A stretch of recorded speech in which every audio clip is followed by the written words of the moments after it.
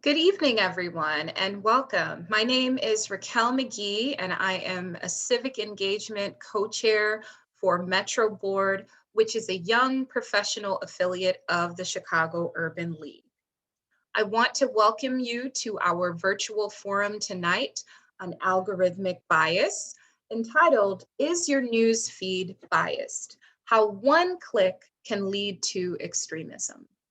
Tonight, the Chicago Urban League and ADL Midwest's featured panelists will discuss what algorithmic bias is, how it plays out in amplifying extremists, considerations for policymakers, and how people can fight back. Thank you, Raquel. My name is Zach Pestine, and I am a next-gen co-chair and an associate board member of the ADL, and I will also be moderating tonight's panel. Before we introduce our panelists, I'd like to introduce ADL Midwest Regional Director David Goldenberg and Chicago Urban League President and CEO Karen Freeman Wilson, and let them tell you a little bit about the organization sponsoring this program and the new and exciting partnership our organizations have created called Project Gemini. Great. Thanks, Zach. I guess I'll start, Karen. My name is David Goldenberg, and I'm the Midwest Regional Director for the Anti-Defamation League. ADL was founded more than 100 years ago, actually right here in Chicago, as a leading anti-hate organization with a dual-pronged mission to stop the defamation of the Jewish people and to ensure just and fair treatment for all. The work that we do to fight hate and extremism and bias and bigotry and anti-Semitism and cyber hate, we do it through education, we do it through training, we do it through investigations and research, and we do it through advocacy and assisting those who are victims of these bias-based incidents. And we're really thrilled and excited to be launching Project Gemini here in Chicago. And with that, I'm going to turn it over to my colleague, Karen Freeman Wilson of the Chicago Urban League, and let her introduce it, and then we'll tell a little bit about this partnership. Absolutely. So first, good afternoon, everyone. My name is Karen Freeman Wilson, and I am so excited to join you and to bring you greetings on behalf of the board and staff of the Chicago Urban League. Over a year ago, I joined the Urban League as the president and CEO. And shortly thereafter, I got a call from my good friend, David Goldenberg. I had known David in another life for both of us, and we knew that each other was committed to ensuring that people be treated fairly, that there be a community, a world without bias, and we were committed to doing our parts to make that happen. And so it was natural that the Chicago Urban League and ADL would join arms in this mission. We also thought it was important to engage those young affiliates of our respective organizations. And thus Project Gemini was born. For the Chicago Urban League, it's the Metro Board. And let me just say that our Metro Board is one of the most energetic boards of the Chicago Urban League, but also one of the most energetic boards of any affiliate in the US. It seems like they have more events than any other affiliate. And I'm pleased to say that I've had an opportunity to participate and attend those events, and they've been very, very meaningful.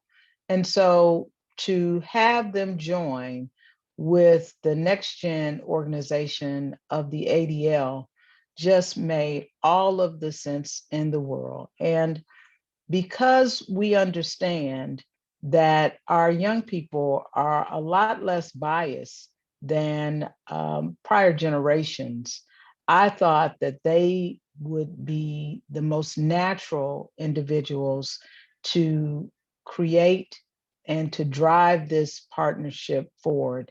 And I'm glad to say I was right, because it has happened seamlessly and it has happened naturally. And so we are excited to hear about this convening tonight, about the bias that we don't even think about, the unconscious bias that each of us has, and quite frankly, that social media and other forms of media depend on, count on, in order to move some things forward that we don't necessarily want to see. And we're hoping that by having this initiative, not just this convening tonight, but having an overall initiative between our young organizations, that we will have an exemplary partnership for our national organizations, the National Urban League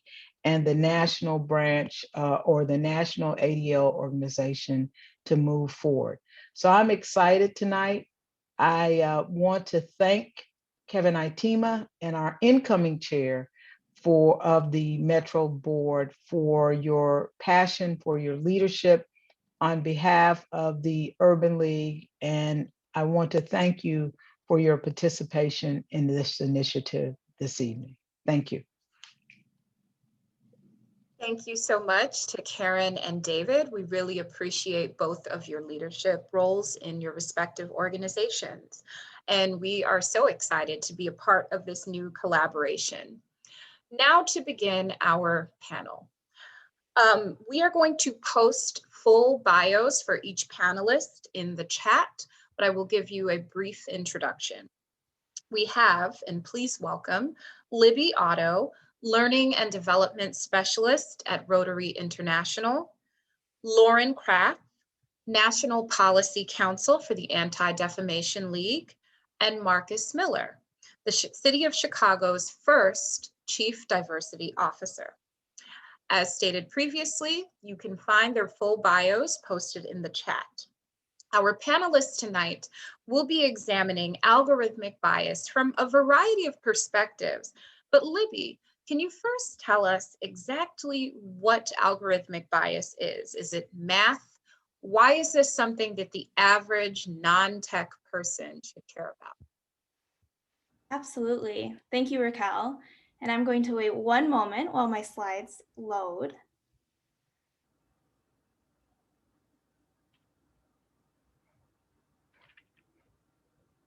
Sorry, one moment.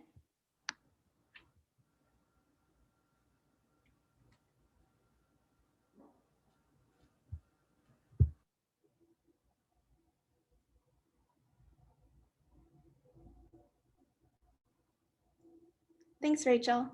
So I want to take a moment to contextualize why I'm here and why I think algorithms are something that we should be talking about today and every single day. I began learning about algorithmic bias in my undergraduate courses, and I remember my mind just being blown that box stores were announcing people's pregnancies early because they were sending targeted ads in the mail based on people's browsing histories. So when I began teaching digital citizenship to 7th and 8th graders, I very quickly realized that while students were learning about their digital footprints and the various implications of posting visible commentary on social media, they weren't provided with an opportunity to be truly metacognitive about their online behaviors. They also were extremely unaware of the biases that algorithms inherently have and the potential discrimination that algorithms can perpetuate. So when I was tasked with writing ADL's high school civics curriculum, it only made sense to me that we focus a unit on algorithms and algorithmic bias. With the help of the Institute for Digital Humanity, we created lesson plans that guide students through analyzing their various online behaviors, and we call on them to mitigate the inequities that they see and that they experience, both in their digital life and in their human life. And while these algorithms are very much ingrained in the technology world, I really cannot stress the importance of remembering that we are all humans, and this is very much a human issue. Next slide. So Raquel, to answer your question, What is an algorithm? An algorithm is a sequence of step-by-step instructions that transform data into decisions. And in our case, this data is pulled from our online behavior.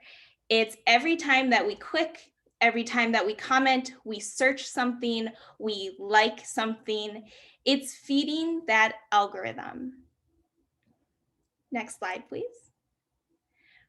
So let's take a moment and create a list of all social media platforms that we know about. I'll give you about 30 to 45 seconds to create that list. You don't need to use the platform in order to list it, and you can go as far back in history as you can remember, and feel free to add your answers into the chat.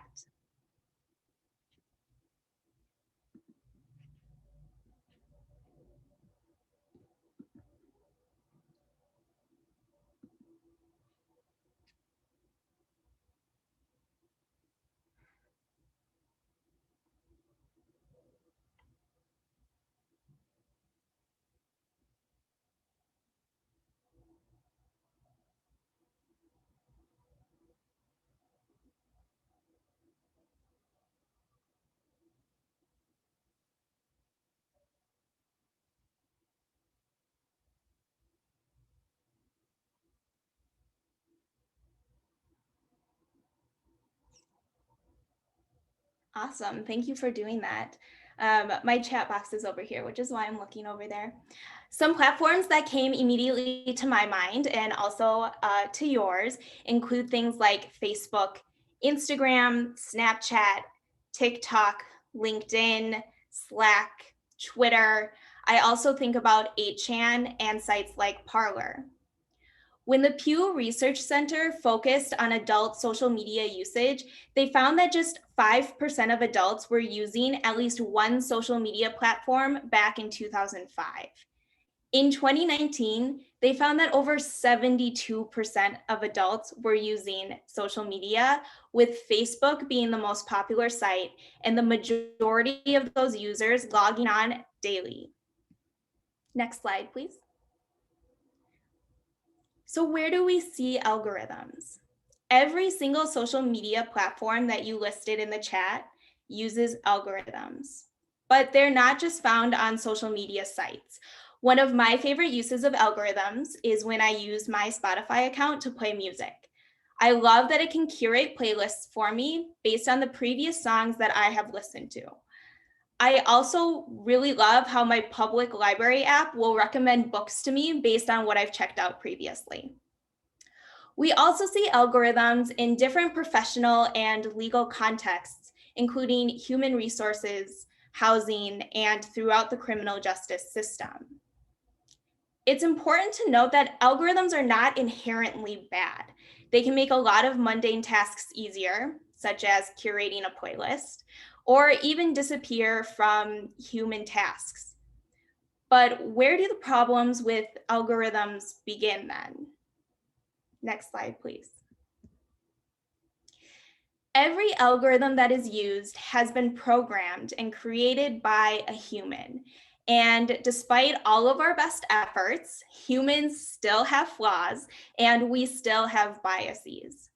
These biases are then either intentionally or unintentionally programmed into algorithms, thus creating algorithmic bias.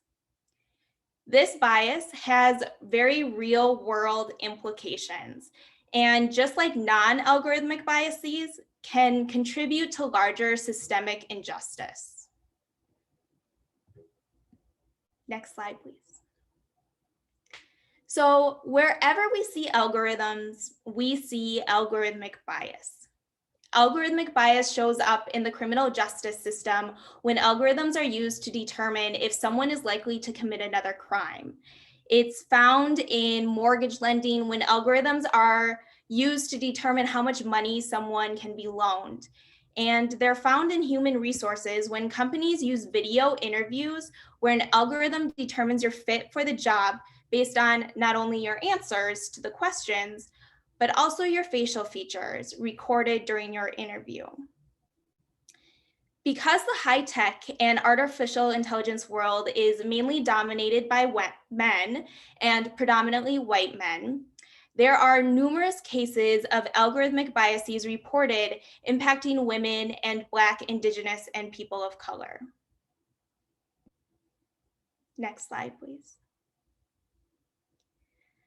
So how do algorithms and their biases impact our online and our offline behaviors? Algorithms create something that is known as incestuous amplification. And this is just a very fancy term for saying online echo chambers. Imagine you have a bubble around you, and that bubble is yellow in the case of my slide.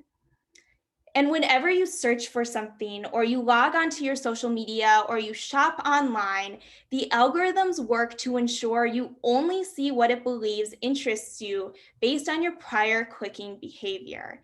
And in this case, it's the white and the coral dots.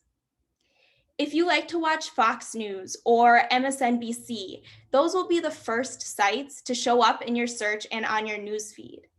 If you follow certain people online, you like their pages and their content, their page and content is more likely to show up the next time you first log on. The sites will also then suggest other people to follow based on similar interests, and before you know it, you have an Instagram profile full of beagle puppies and hot dish recipes from random bloggers that just happen to be suggested to you. But really, imagine if you are someone who is now surrounded by propaganda and extremist commentary. What then? When all you read and hear around you is confirming your already held beliefs, it creates an echo chamber and can lead you to believe harmful stereotypes and deepen prejudice against certain groups. Next slide, please. Incestuous amplification and algorithmic biases can be scary, but there are things that we can do to help lessen their impact. The first thing that you can do is go incognito. Whenever you browse online, you watch YouTube videos or whatever else you like to do, use an incognito or a private browser.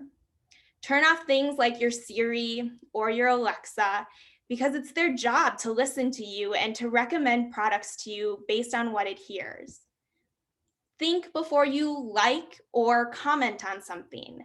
Remember that when you feed the algorithm by doing that, you're only making it stronger. Second, remember intent versus impact.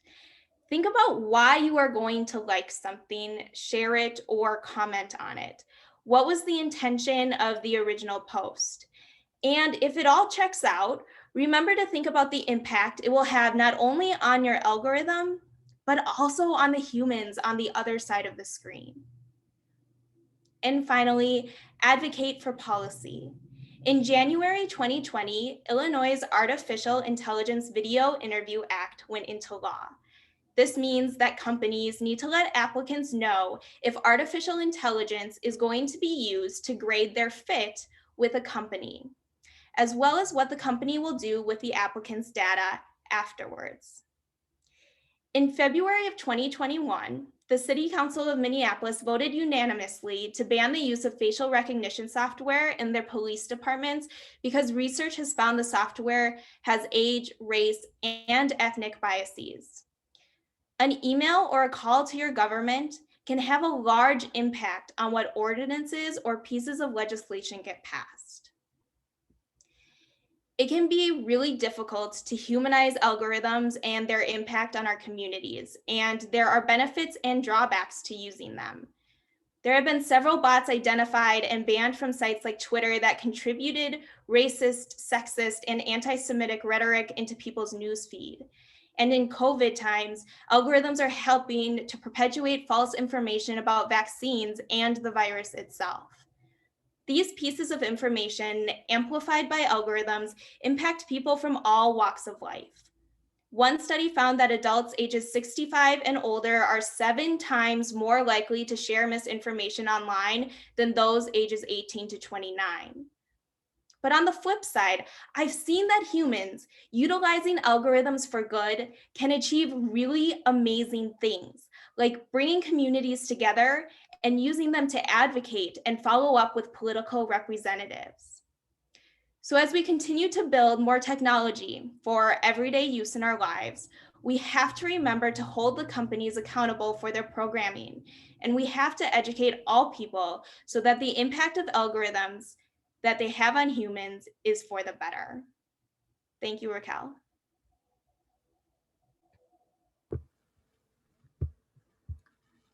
Thank you so much, Libby. Lauren, I'd like to turn to you next. Lauren is ADL's National Policy Counsel. Lauren, can you discuss the policy side of the story? Why do social media companies use algorithms? Can anything be done at the policy level to address concerns over how these algorithms lead to or result in extremism?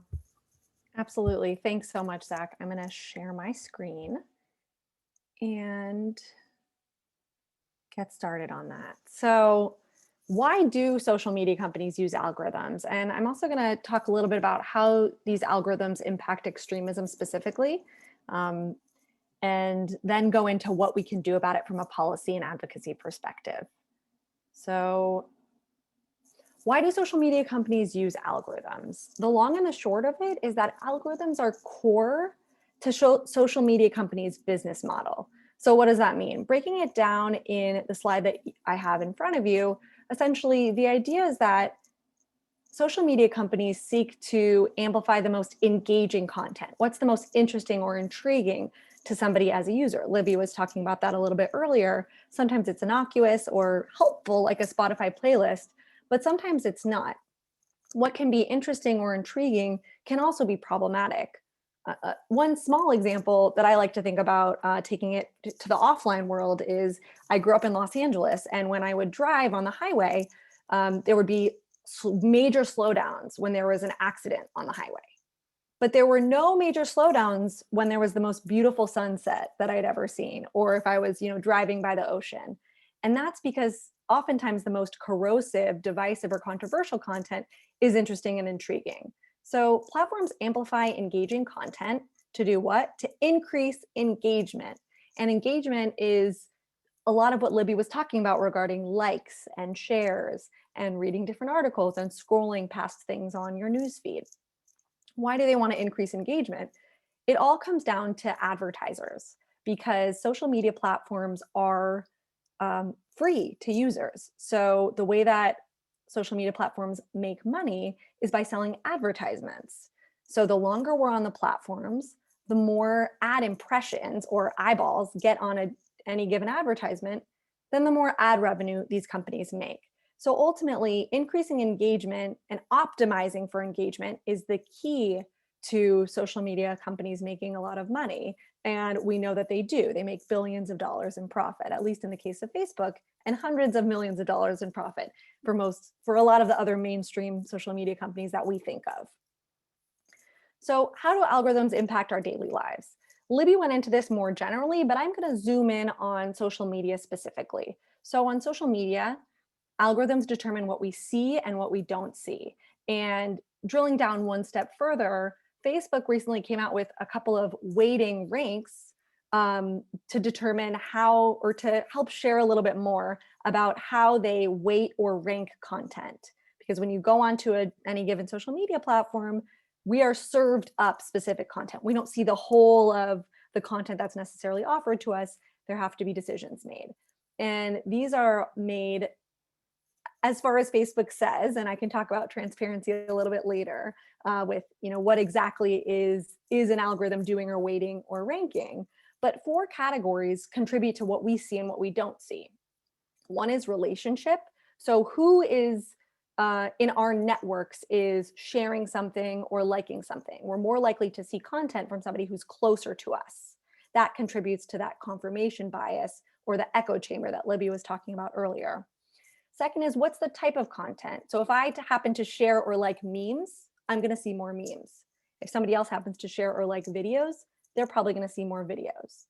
Next is popularity. How much is a given piece of content being interacted with generally? And that gets back to the idea that misinformation is shared far more often than accurate information. There's a study that Libby referenced. I might reference another one later. The long and the shorter of it is individuals are far more likely to share misinformation than accurate information, or not check whether information is accurate. But popularity is one. And then last is recency. How frequent or recent was something posted? So all of these factors determine what we see and what we don't see. And they do that, again, to keep social media users on the platform for as long as possible. And what this does, again, is it reinforces a lot of the ideas that one individual sees. And it creates these echo chambers, trust networks, and a whirlpool of information that builds upon the other. Sometimes this can be innocuous, it can be Spotify playlists, or it can be even helpful, like Libby was mentioning. And in a social media context, it might be if someone is, starting to go to culinary school and they follow all of their favorite chef accounts and recipe accounts online, they'll get served up more, chef accounts and recipes. It can also be problematic in a latent sense. If somebody is looking up information regarding, let's say, food or athletics regarding a medical condition, well, then there might be increased content regarding food or regarding diet or nutrition. And that could potentially lead to more extreme content that could trigger eating disorder content. So it can go into a spiral in that way. And then additionally, it can fuel extremism, hate, and white supremacy. So I'm going to get to that. But I did want to note that, a question to ask ourselves, and one way to engage in digital citizenship specifically, is if we're getting something for free, are we the product? And in this case, there's a pretty good argument that we as social media users are the product. It's our eyeballs that they're selling to advertisers, not the other way around. So how can algorithms fuel extremism? In the same way that algorithms can fuel innocuous content or helpful content or problematic content that doesn't relate to extremism, it certainly can fuel content that directly relates to extremism. So algorithms can amplify extremist content. For example, one article shortly after the Capitol insurrection posted that Facebook was placing ads for military gear and body armor next to posts about the insurrection on their newsfeed. So that's a direct correlation that can help fuel extremist content and also further it with the very ad dollars that they're using to pump it up. It can also send you down a rabbit hole. And what I mean by that is increasing content that gets more and more intense or extreme or specific to a certain category. So ADL in February recently put out a report from one of our Belfer fellows, our research fellows, regarding YouTube's recommendation algorithm. And the study found that 9% of individuals who viewed one extremist video viewed another extremist video. 22% of individuals who viewed alternative videos or gateways to extremist videos viewed additional ones as well. More problematically, the recommendation algorithms, and I have my notes here because I don't want to get it wrong, 38% of recommendations shown by YouTube for alternative channels and 29% for extremist channels were served up next to the very videos that an individual is watching. So it is this constant confirmation or recirculation of material that can get more and more intense. And finally, it's a forum for extremism, both online and offline, to flourish. Again, this content is highly interacted with, those likes and shares. Even a share, even if somebody shares extremist or misinformation content in outrage, they say, this is ridiculous. They're still sharing that content and getting it to more eyeballs who might share it again and again. That contributes to the algorithm and pumps it to the top of somebody's newsfeed. In fact, in May of 2020 this year, there was coverage about two individuals who were recommended in meeting either in the same group or directly as friends on Facebook. They were affiliated with the Boogaloo Boys and actually planned and executed a murder of a federal security agent in Oakland, California. Now, this happened because of an algorithm that recommended content or groups or friends to an individual. Again, this is major online and offline consequences and ramifications. So what can we do about it? Well, there's a lot we can do about it, and there's a lot more to research and to innovate. But from a platform perspective, certainly platforms can be better about moderating content that violates standards. There's a lot of strong policies out there, but if they're not enforced equitably and enforced at scale, then this content is still going to proliferate. They can also give users more choice in what they want to see and don't see, so users don't fall prey or fall into a rabbit hole. And finally, they can be more transparent about what actually is being served up in their algorithms. I mentioned the 4 categories of how an algorithm works on Facebook, but we know that there's a lot more to the equation that we're not seeing. Finally, what can government do? There's definitely areas and room to compel further transparency. We can audit platforms to better see what's going on behind the scenes. And then finally, we can increase liability for platforms so they can be held accountable when their role in furthering different types of domestic terrorism or extremism or civil rights abuses, is clear and can be proven in some way. So for example, 2 House representatives introduced a bill both this session and last session in Congress called Protecting Americans Against Dangerous Algorithms. And that act would hold platforms accountable when they had a role in recommending that type of content. Finally, what can we do as civil society? We can continue to research this because data drives policy. We work together in coalition because each group comes at some of these issues from a different angle and can contribute majorly to the conversation. Then we can advocate for bills. One quick video I'm going to share with you helps break this down a little bit more. It's about 90 seconds. And from there, I will turn it back to everybody else. But I thought that this would be really, interesting and helpful. And the longer you're glued to the screen, the more I'm gonna start it from the beginning. Okay. Big social media platforms don't sell ads to you. They sell you advertisers. And the longer you're glued to the screen, the more introductions they can make. So they do whatever it takes to keep you there, even if it means spreading lies about global conspiracies. In fact, that's some of their best stuff. Because an obsessed person to you is a reliable product to them, something they can always sell access to. So how do they keep you clicking? It's called surveillance advertising. With every click, view, and like, they learn more about you. They use that data to get better at serving you content and help other corporations get better at serving you ads. It's a vicious cycle, where the more time you spend online, the better they get at keeping you there, and the more valuable you become to their clients. And the cycle is spinning out of control, serving darker and more extreme content, conditioning people over time and hooking them.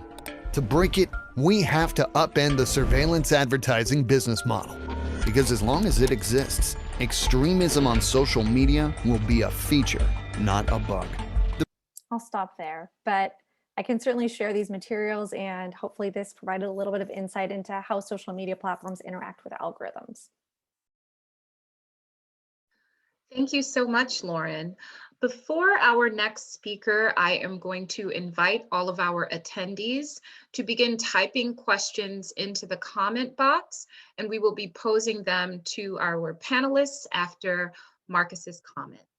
So Lauren provided us a really fantastic segue to your commentary, Marcus.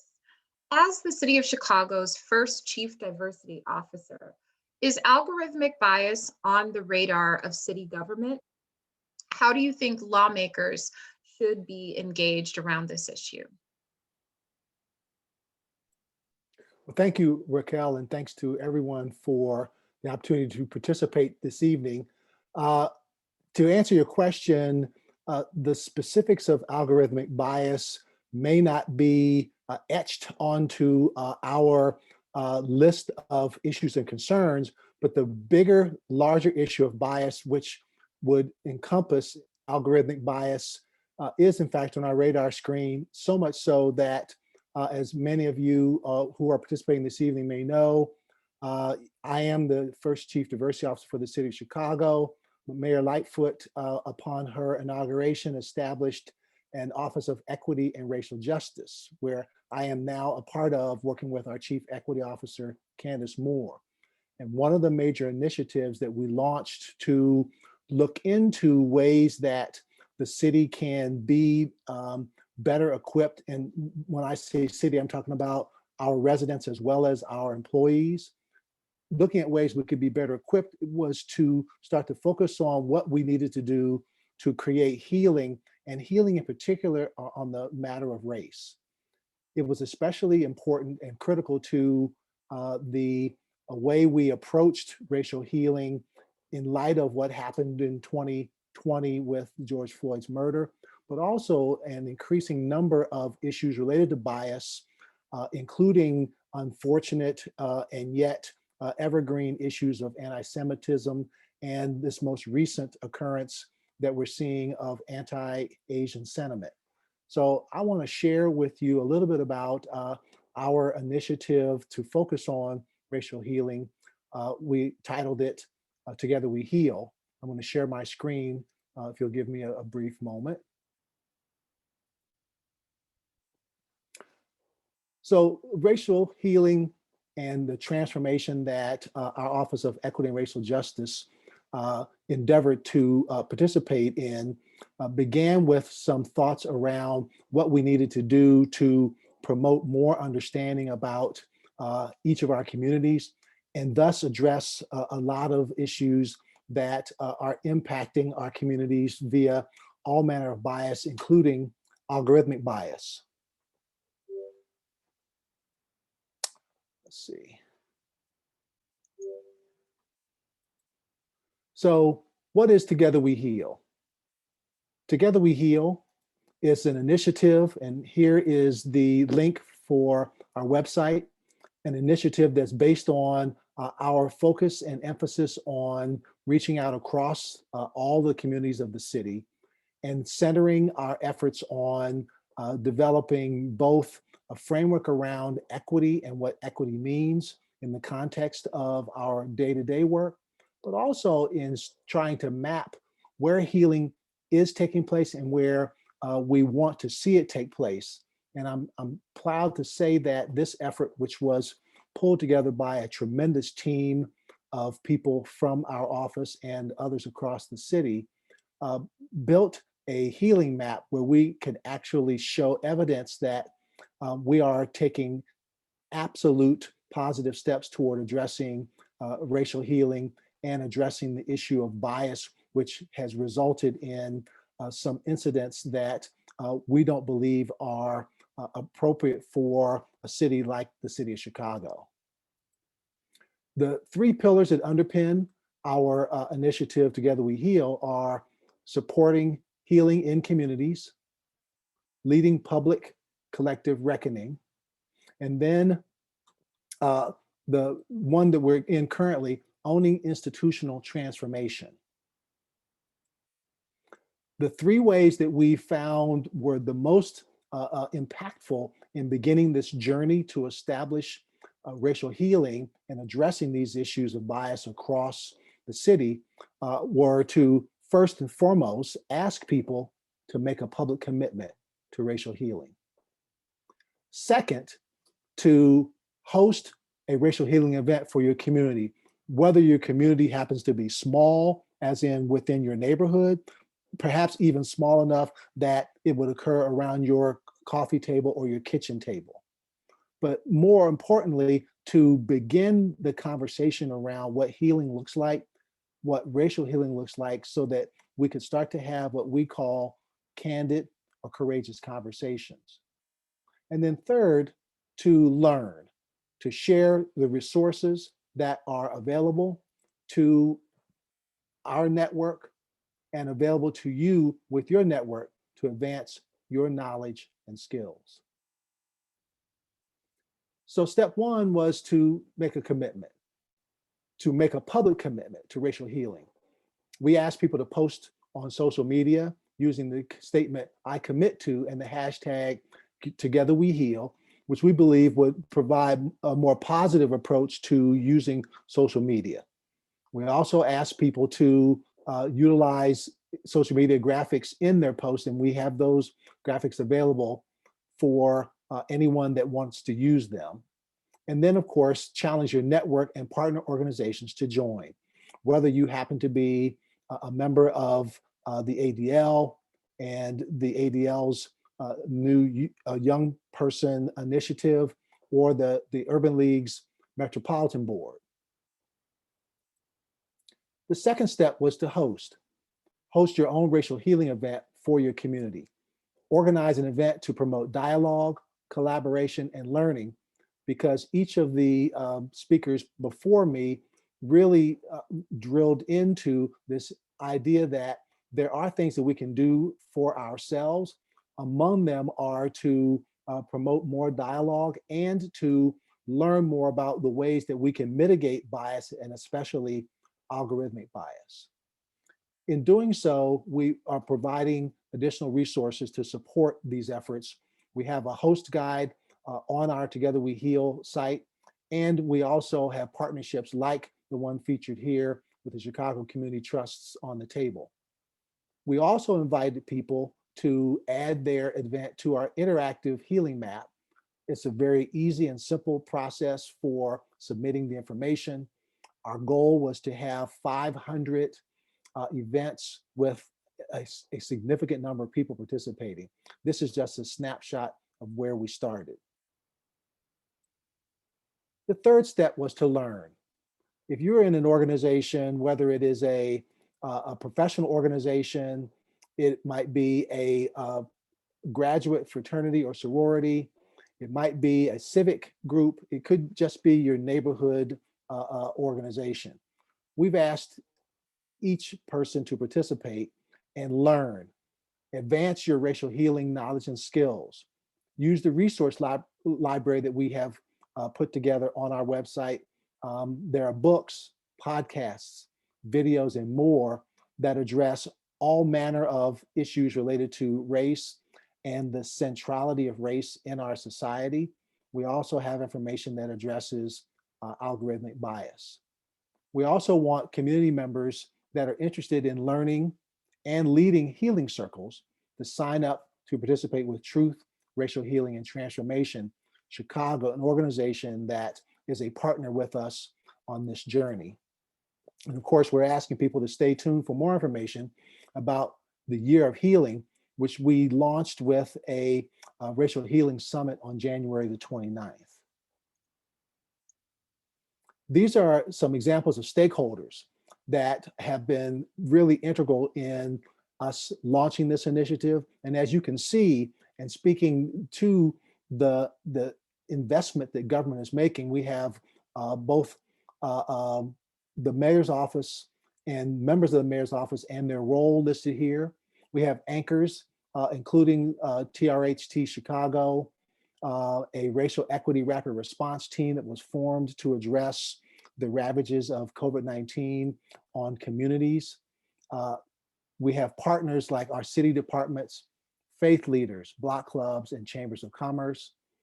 But we also have ambassadors, and those ambassadors would be people like yourselves, city residents, who we believe would, in some truly unique and significant ways, champion and participate in this racial healing initiative that we've challenged people to engage in.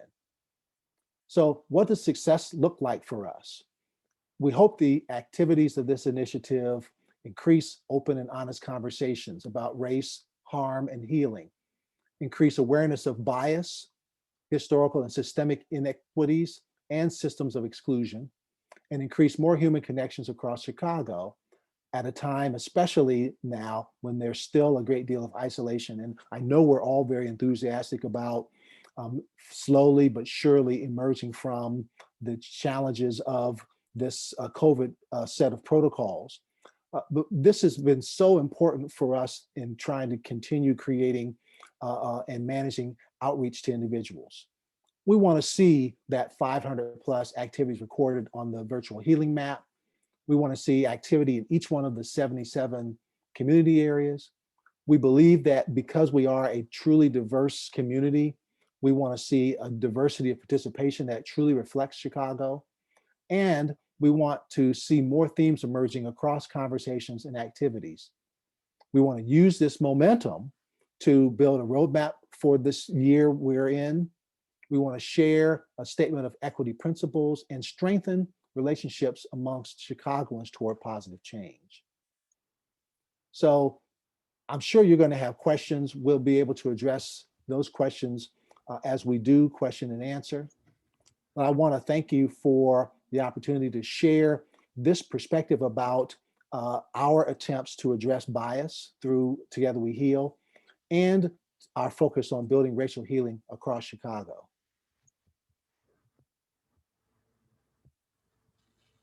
Thank you, Raquel. Thank you so much, Marcus. I think we all appreciated that, and I know that all of us here in Chicago are appreciative of this initiative. I'd like to remind everybody watching that we are open to questions in the chat, and we would love to pose your questions to our panel. I have a question from registration that somebody asked, and I think that this is directed at Libby. And the question is, and I'm going to add my own kind of focus to this. There's a really fantastic movie on Netflix called The Social Dilemma, and it details all of the algorithmic bias and how people use social media accounts. And it details specifically one young man who sees on a platform, I don't know if it's YouTube or it's something like YouTube, but he watches one video and there's some commentator that he likes, and it's this far right conspiracy, and he watches one video and then another and then another, and all of a sudden he goes to this rally and gets arrested, and he doesn't even know how he got in the middle of all of this. So I guess stepping back from that, the question is, there's so many there's older people too and middle-aged people, but so many younger people on these social media platforms that don't necessarily have the experience to know not to take everything they see on social media at face value.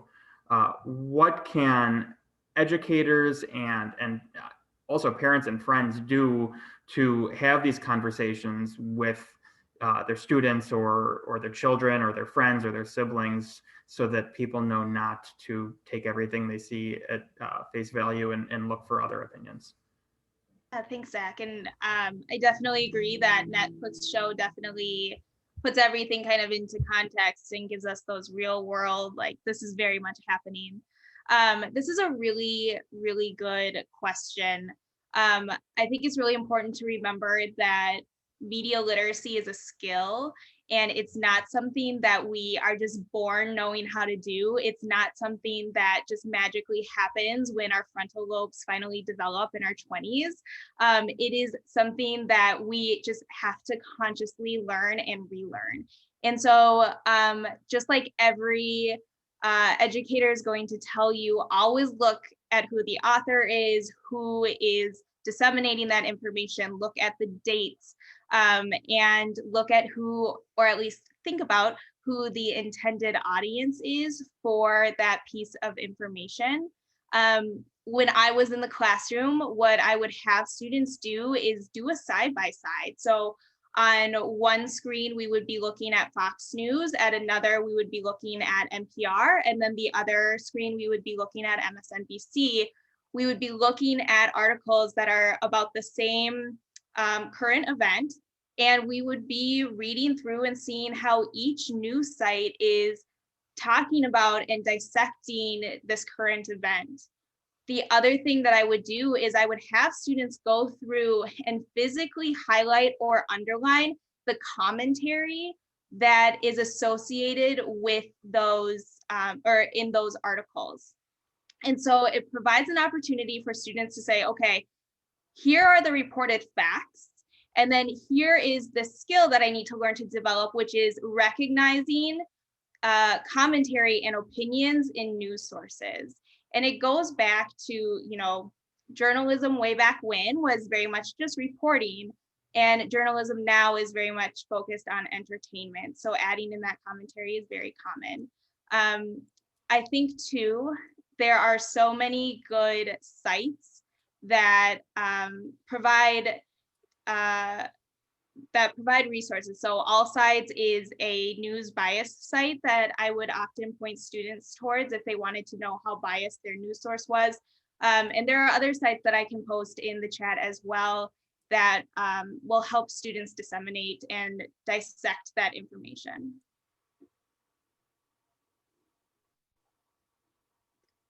Let me also add to what Libby stated, because I did also see the social dilemma. And one of the things that struck me was how fast the adoption of social media has overtaken what I would call the standard platform for news and information in so many ways that, and when I have these conversations with folks, I have to be careful not to sound like I'm too old and ancient.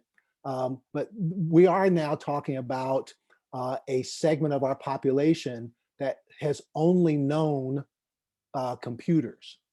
At one point, social scientists called them screenagers because they never started reading newspapers and books. They started learning using technology.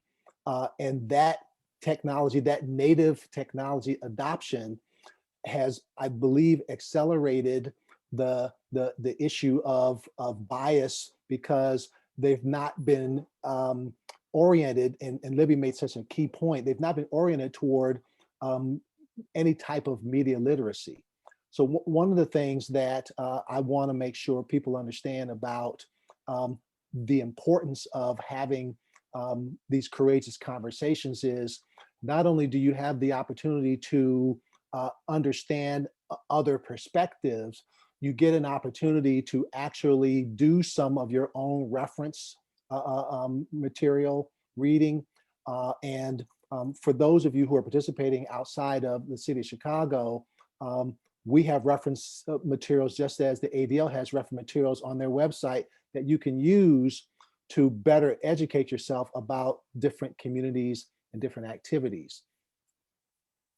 I'll also just jump in here. I think that's exactly right, is understanding the landscape better, digital natives, screenagers, just when you're entering a platform, understanding how prevalent is hate and harassment on this platform. How does the algorithm work to feed what I'm seeing and what I'm not seeing? And I think also having discussions just about the state of, how often do we spread misinformation or not? If this data, if these tools or research or reports can be inserted more into the public conversation about how our social media platforms work, I think that can really serve as well. Two that I'll just quickly reference that ADL has put out and paid attention to. One is our annual online hate and harassment survey. 1 in 3 individuals who were harassed online attributed it to their identity. So this really does have an impact on the way that individuals, especially individuals who are part of marginalized communities or identify with those communities that are marginalized, are able to freely interact on a given platform.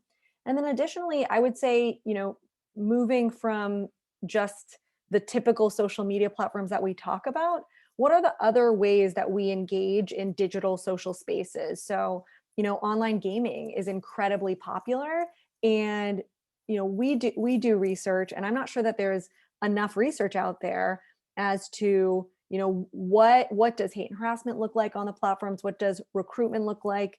It's one step removed from algorithms and algorithmic amplification, but it all operates in the same ecosystem. So I think having the conversation about what data do we have, what do these landscapes look like, and what do we need to actually fight for or seek out or research is another component to the conversation.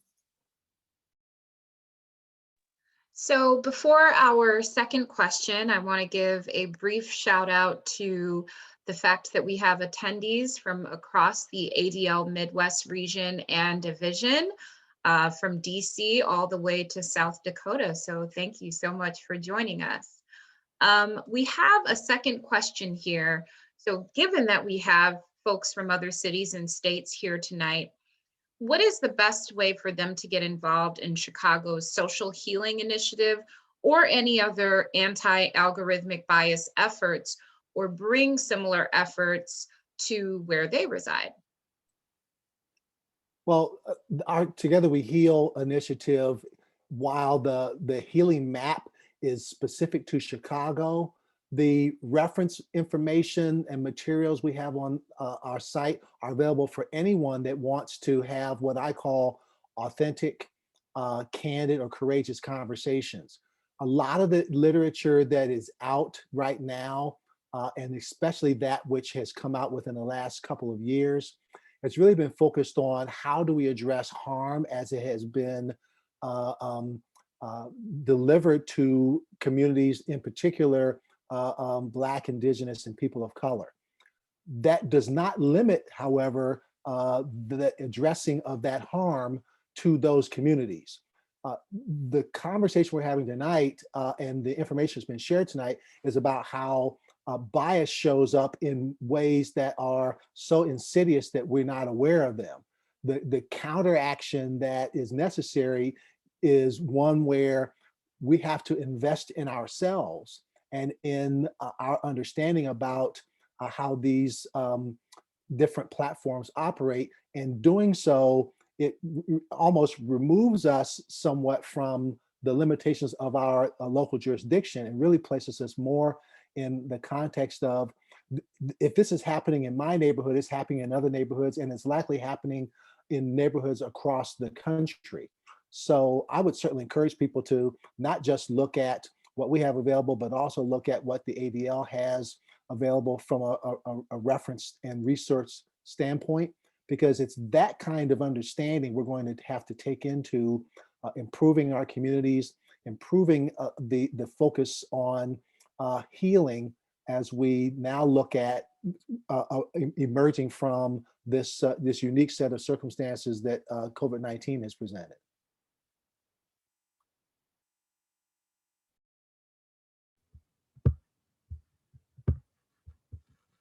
Thank you. So how can people, because I think a lot of people don't want to have their news feeds have algorithmic bias and don't want to be in echo chambers. How can we both, I guess, intentionally diversify our news feeds by having people, from a lot of different perspectives, but then let's say we have all of these different perspectives there and we're clicking on all these likes, then not also have the algorithmic bias that comes with clicking on a million different things? I don't know if Libby wants to tackle this as well, but I'll quickly say from a social media standpoint, I think diversifying your viewership portfolio is super helpful in counteracting algorithmic bias and what's served up to you. Just like I talked about before with the 4 components, at least, that we do have an awareness of from Facebook: relationship, content type, popularity, recency. Knowing what's being served to you, knowing that when you like or you share something or you respond or interact with it, comment on it, that's going to have another notch in the belt of comments or of content like that, being in your ecosystem, being on your newsfeed, and then potentially being served up to the individuals who follow you or who you interact with. So I think understanding not only who you're following or what you're reading, but also how you're interacting with that information specifically on the platform is incredibly important. And just like we mentioned earlier with misinformation, that's a really, really problematic issue where some individuals believe or spread misinformation because it's fascinating or interesting or they've already subscribed to it, but others share that information in outrage or in confusion or in anger. And that's really not helpful to decreasing the misinformation. It actually fuels the algorithm further. But Libby, I'm sure that you have a lot to add to that as well. No, that's exactly what I was going to say. I will say too, just on like a human level, as an Asian American woman, that there are times and spaces where I do not want to hear the other side, especially on my social media. And so knowing that and knowing that perhaps I unfollowed or unfriended someone who has been spouting off either misinformation or hatred, I'm cognitive of that. And so it really is that this is my intentional space and I will use it how I want to, but I will be cognitive about the ways in which the algorithms are creating those echo chambers. I just want to pop in. I think that's such a good point, is creating your intentional space. So what does diversifying your news feed look like to you? It doesn't have to be this side, that side. It's creating the space that, you know, feels right to you, that feels like you are getting accurate information. You're getting information that is helping you and assisting you in understanding and digesting what's going on for your own personal, you know, belief, education, et cetera.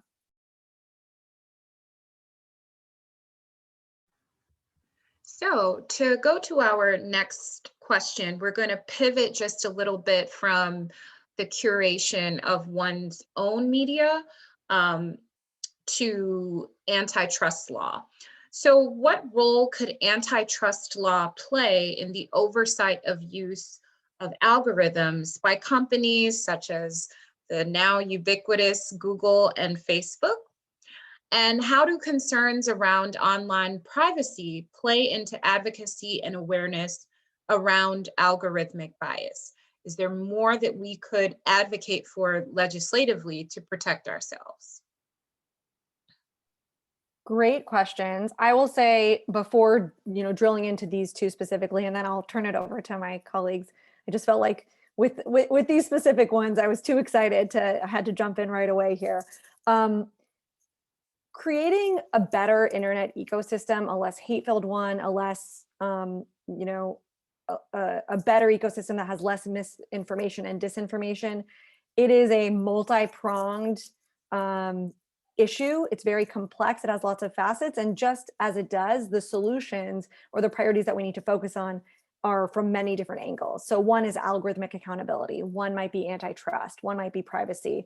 And all of those together are, you know, paying attention to them and really keeping our foot on the gas, so to speak, is what's important in really furthering reform in this space that's been unregulated for a really long time and has created a monopolistic, big tech run ecosystem that really does impact our lives so deeply. So from an antitrust perspective, Google and Facebook, I think the stat is like they share 90% or more of the digital ad space. So they are involved in serving up advertisements, you know, in nearly every facet of your engagement online. That, you know, that is anti-competitive to its core. And so, you know, over the summer, the ADL and Color of Change and NAACP and a couple of other organizations launched Stop Hate for Profit, an initiative that called on advertisers to hold Facebook and other platforms accountable by pausing their advertisements for the month of July. This was in light of, you know, Facebook really overlooking incredibly problematic and racist content, the fueling of extremism and white supremacy. And the response from Mark Zuckerberg was, oh, these advertisers will be back. You know, they can't, and you know, he's not wrong in the sense that that reliance on such a behemoth of a company is real, and it is, and in light of that, you know, looking into things like antitrust regulation is incredibly important because we do have such a monopoly operating.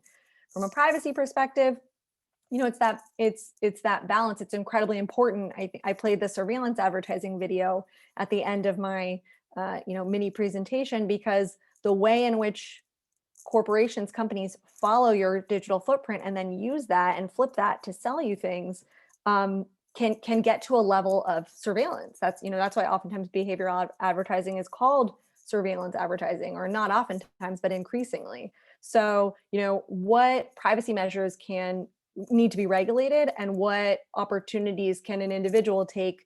You know, can we have greater user choice? So maybe somebody really wants to have their ads curated to them, but not everybody does. So just a little bit more about the transparency of that is a first step, but it's, you know, from there, we really need to approach this holistically.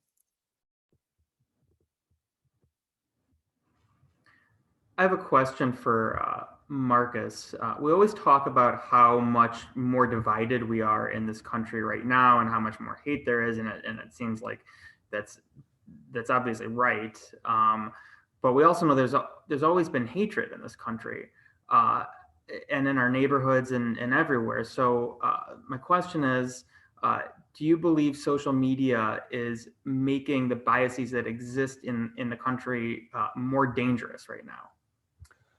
I would have to say, and this is my my opinion, that as we think about the consumption of information, and we think about the way media has transformed our society in ways that have created an expectation that everything's now instantaneous.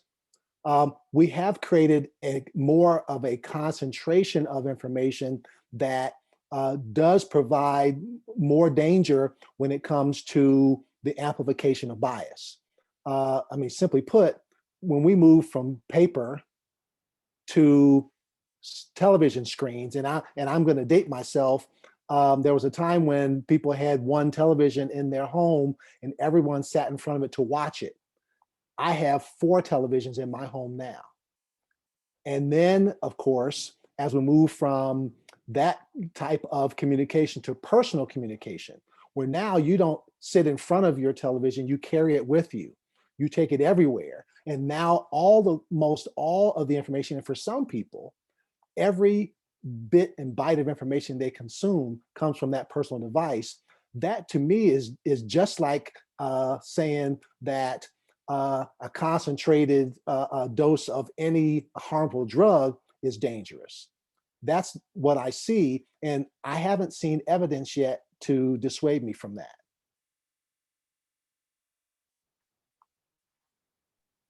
Thank you. We're going to go with our next question.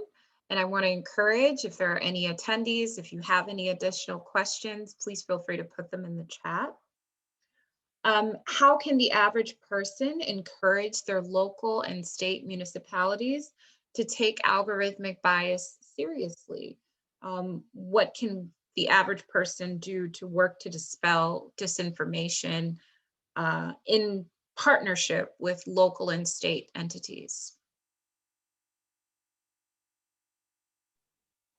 I mean, I'll just say, specifically, and then I would love to turn it over to my colleagues, is get involved. We are all doing work at this level from a education standpoint and from an advocacy standpoint. ADL recently launched our integrated tech policy plan called the Repair Plan. We are going to be advocating, aggressively for change and for reform. We want it to be thoughtful, because we want to make sure that we are ultimately protecting and furthering spaces that are safer, more equitable, that are more accurate.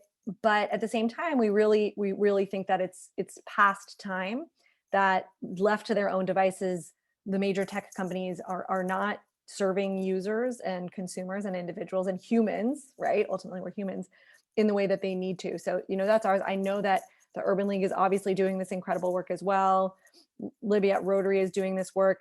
I think that, if you have the interest, the community is there and you can join the advocacy community, and we all work together in coalition, but we are nothing without active advocates. So, it is there. The opportunities are there. They will continue to be there. And I think specifically in this coming, in the state and federal legislative sessions, I think from a community engagement and awareness perspective and from an education perspective, we want you to be involved. So reach out and there will definitely be something.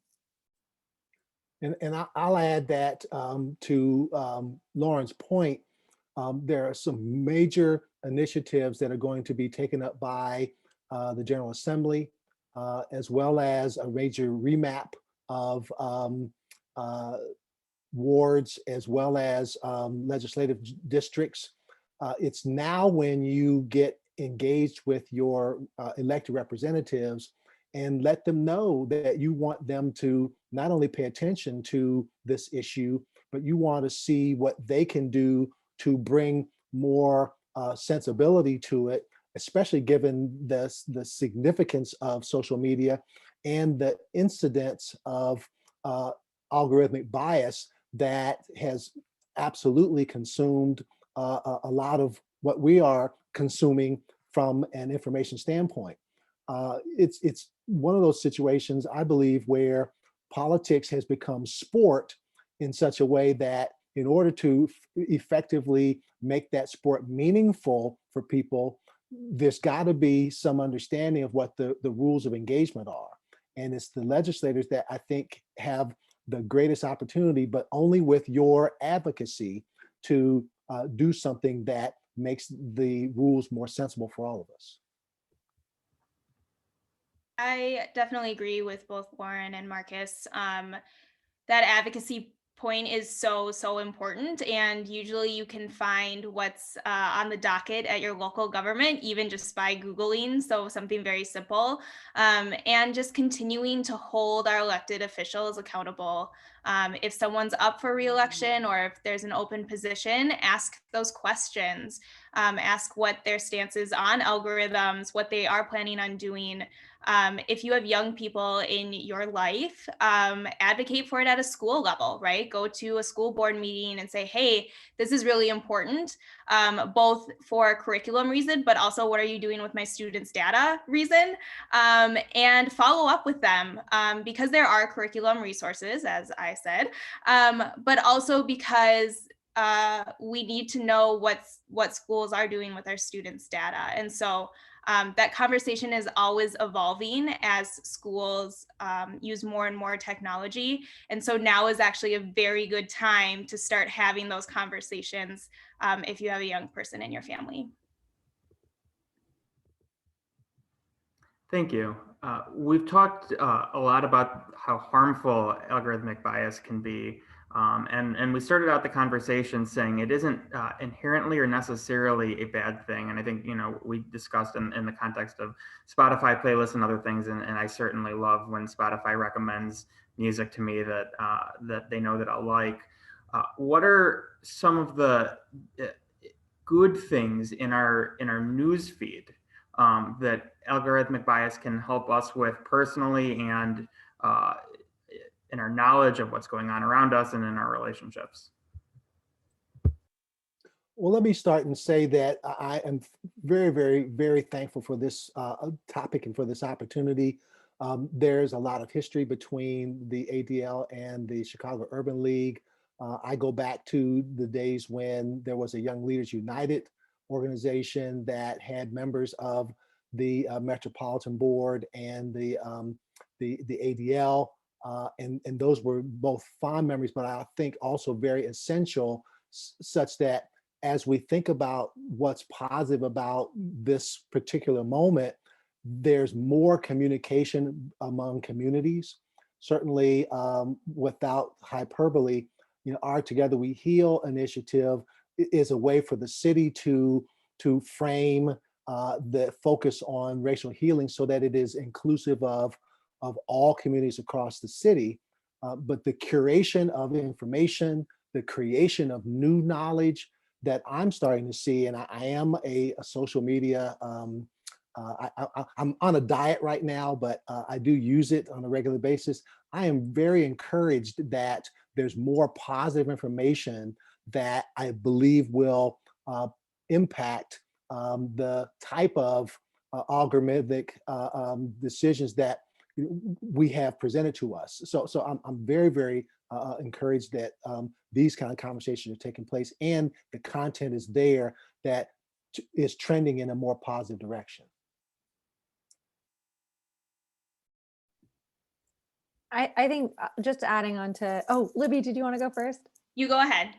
Okay. I think adding on to what Marcus said is that, we're all using social media, we're putting out information, and so are other incredible organizations. So once you've engaged in that, healthy skepticism of what type of information you're being served or what you're seeking out, then you get the benefit of a wealth of information, whether that's how to advocate, what bills are on deck, what research is coming forward, what community healing or other community engagement events are going on. So there is so much to to gain from a healthy interaction with your social media platform and with your community. It is a trust network. So if it's trusted, then there's a lot of benefit to be had there. But I think it's certainly in our own lives, and then also for the young people in our lives, and for others who are more susceptible to potentially being exposed to the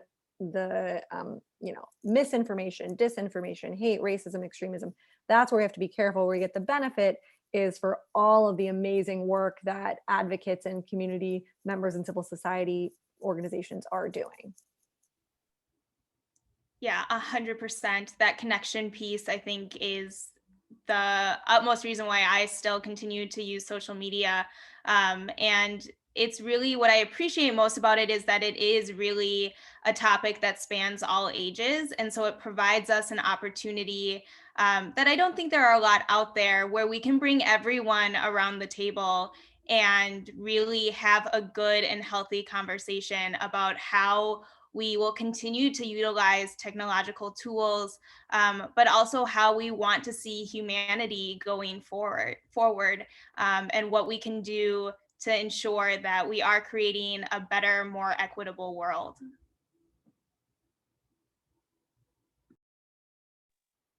So we are going to begin to close out now. I want to thank all of our attendees on behalf of ADL Midwest and the Chicago Urban League. I would also like to thank our esteemed panelists for sharing your knowledge here with us tonight. I am going to go ahead as we close out and drop the link or the link tree for Metro Board, the young professional affiliate of the Chicago Urban League, in the chat if you'd be interested in learning more about our upcoming events. We have our April general body meeting coming up on the 15th. So if you click on that link, it will bring you to some information. And then I'd like to turn it over to Zach in case you have any upcoming events to share. We will definitely send out, with ADL, we send out emails pretty often about events coming up. We're incredibly excited about our partnership again with Chicago Urban League. And we, again, I'd like to thank again our great panelists for such an incredible discussion. And again, as Raquel said, everybody who has participated in this discussion, who's asked questions, this has been a really informative night. So thank you very much.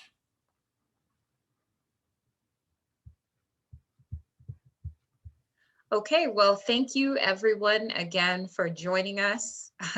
I saw an interesting meme actually the other day that was kind of spoofing the Zoom wave, but we can't help it. So thank you all so much for joining us.